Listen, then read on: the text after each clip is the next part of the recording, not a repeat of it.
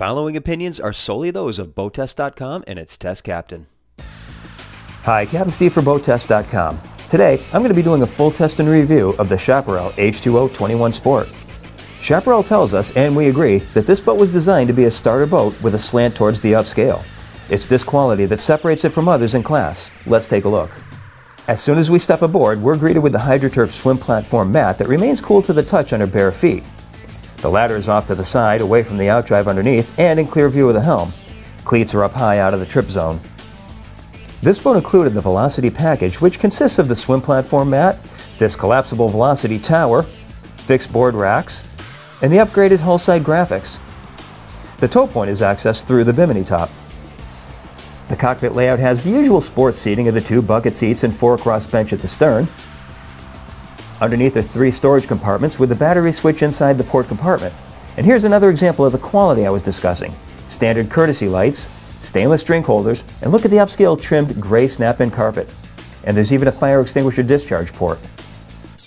The 2 bucket seats get flip-up bolsters, and I notice how they don't have a tendency to drop down unintentionally. Double-stitched padded bolsters wrap forward to form armrests, and here's a thoughtful touch. The MP3 port is inside a glove box, so your player can stay protected from the elements on a padded surface. The marine-grade stereo is to the side, just above the console storage hatch. The index storage is both ventilated and padded to protect your gear. Even the sun pad shows a higher level of attention to detail. Underneath is the usual access to the engine and storage to the sides, plus dual walkthroughs. At the helm, Chaparral went with a custom-molded fiberglass console, colored gray to reduce glare. There's full instrumentation with fog-resistant lenses and brushed aluminum faces. The convenience package includes this tilt wheel, depth gauge, and compass. The windshield frames are high enough to not obstruct view like others in class. At the walkthrough to the bow, there's an air dam to block off the wind on chilly mornings. Behind it, there's another access door, this time to the helm console storage.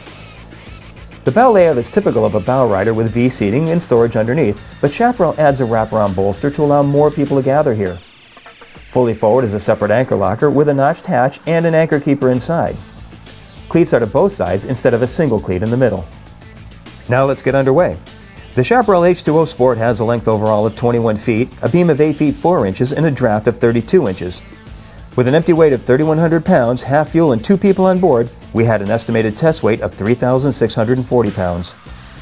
With the 260 horsepower catalyzed Merc 5.0 MPI turning an alpha drive with a 21-pitch, 3-bladed prop, we reached a top speed of 50.2 miles per hour at 4,900 RPM. At that speed, we were burning 20.35 gallons per hour, giving us a range of 89 miles. Best cruise came in at 3,000 RPM and 29.7 miles per hour.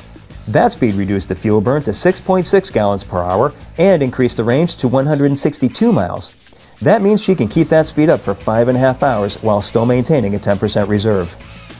We had a time to plane of 3.2 seconds, reached 20 miles per hour in 6 seconds flat, and continued accelerating through 30 miles per hour in 8.9 seconds. For handling, she sure is sporty. In addition to her quick acceleration, she responds quickly to the helm. Once on plane, add trim to move the spray from the helm to the stern quarter. Too much trim will ventilate the prop and just bring it back down a touch and she'll be in optimum cruise attitude. In turns, she leans 15 degrees. She also cuts through wakes cleanly and her reverse chines keep spray out and low for a dry ride. When taking power off, she settles back into the water stern first. In my opinion, this H2O 21 Sport represents a good example of a quality boat that also happens to be billed as entry level. And she just happens to have that characteristic good Chaparral handling as well. That's my look at the H2O 21 Sport from Chaparral. For BoatTest.com, I'm Captain Steve. We'll see you on the water.